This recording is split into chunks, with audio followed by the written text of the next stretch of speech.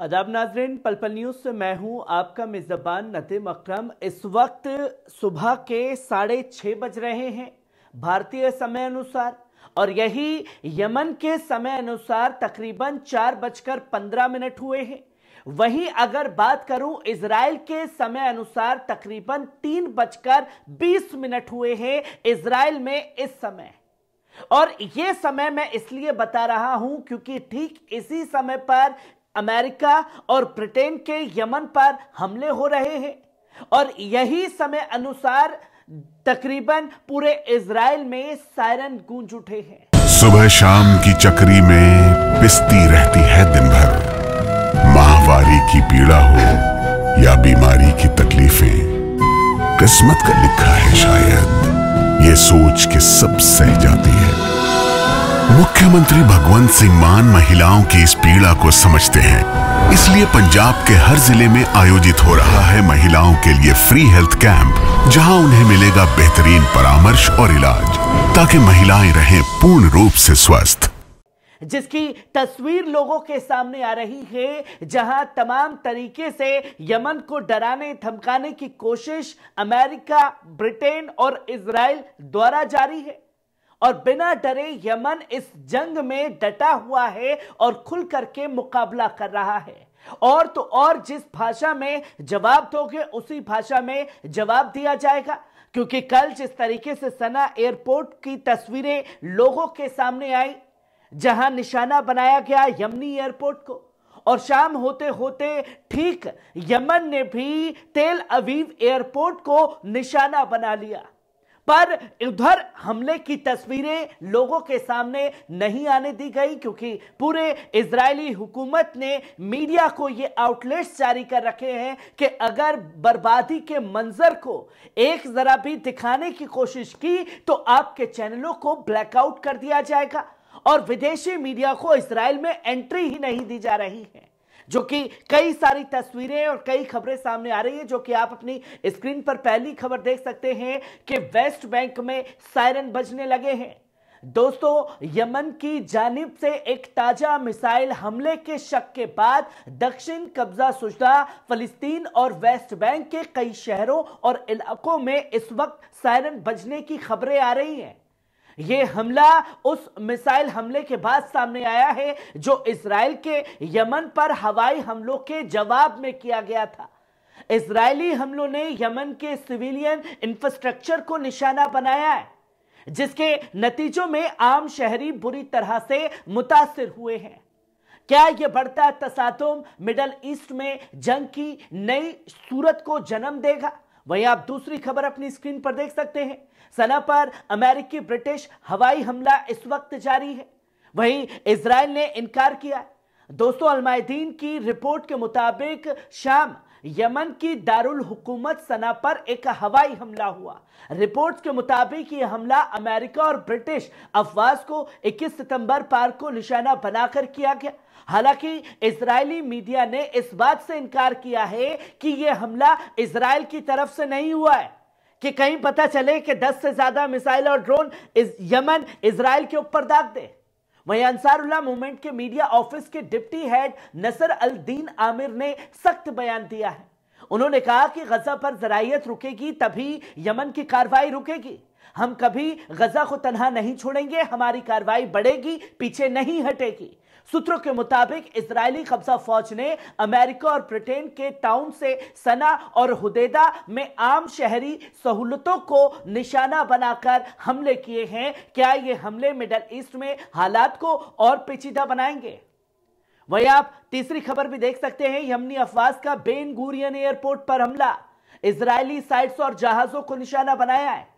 यमनी अफवाज ने एक अहम सैन्य कार्रवाई करते हुए कब्जा शुदा याफा इलाके में मौजूद बेन गुरियन एयरपोर्ट को फलस्तीन 2 हाइपरसोनिक बैलिस्टिक मिसाइल से निशाना बनाया है। दोस्तों, यमनी अफवाज के तर्जुमान ब्रिगेडियर जनरल यही आसारी ने इस बात का खुलासा किया और सटीक निशाने पर कामयाबी से मकसद तक पहुंचा है। दुश्मन की रोकथाम के बावजूद इस हमले के नतीजे में हवाई अड्डे पर ऑपरेशंस मुअत्तल हो गए हैं। जानी नुकसान की भी तस्दीक की गई है। इसके साथ ही यमनी यूएवी फोर्स ने याफा तेल अवीव में एक अहम इजरायली साइट्स को ड्रोन के जरिए निशाना बनाया है, जो पूरी तरीके से कामयाब रहा।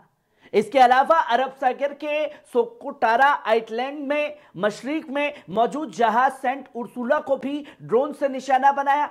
इस कार्रवाई में जहाज को सीधा नुकसान पहुंचा है।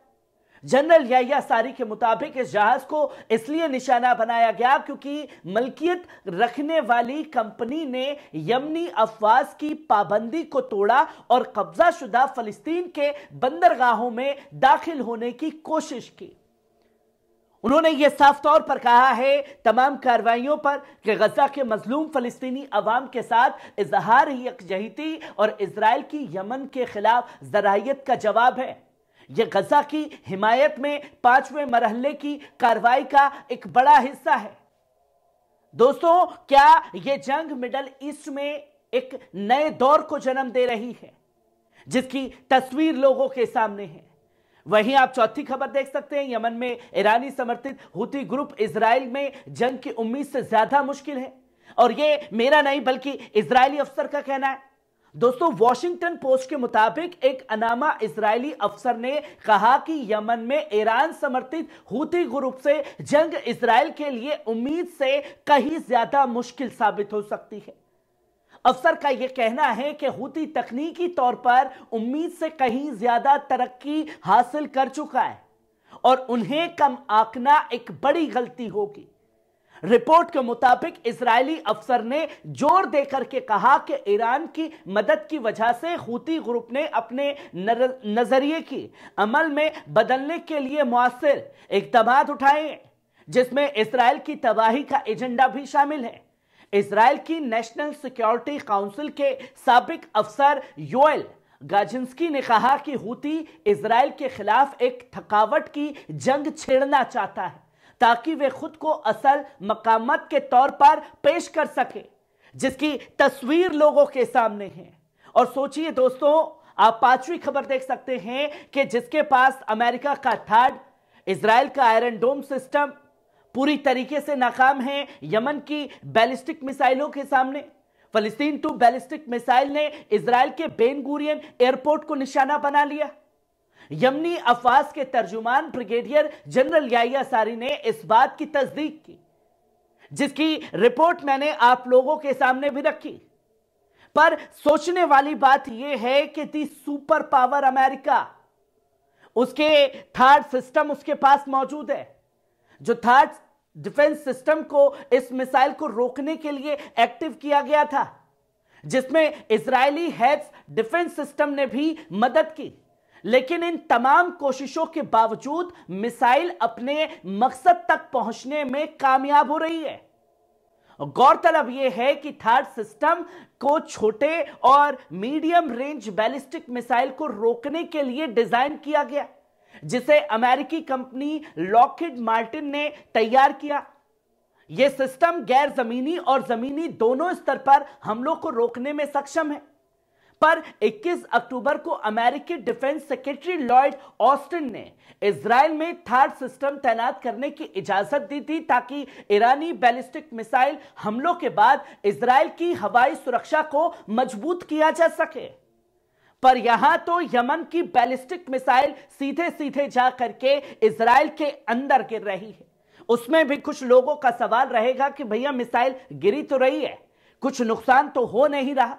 नुकसान की तस्वीरें तो तब सामने आएंगी जब इजरायली हुकूमत इस बात की आजादी देगी अपनी मीडिया को कि दिखाओ कि हम किस तरीके से बर्बाद हो रहे हैं। पर सोचने वाली बात यह है दोस्तों, क्या बर्बादी के मंजर को इजराइल दिखाएगा? क्योंकि वो तो अपने आप को दुनिया का सबसे बलवान देश बताता है, और जब बलवान देश को एक छोटा गरीब मुस्लिम देश सीधे सीधे बैलिस्टिक मिसाइलें दागेगा, तो सोचिए इंटरनेशनल बेइज्जती कितनी इजराइल की होगी, जिसे वो छुपाने की लगातार कोशिशें कर रहा है।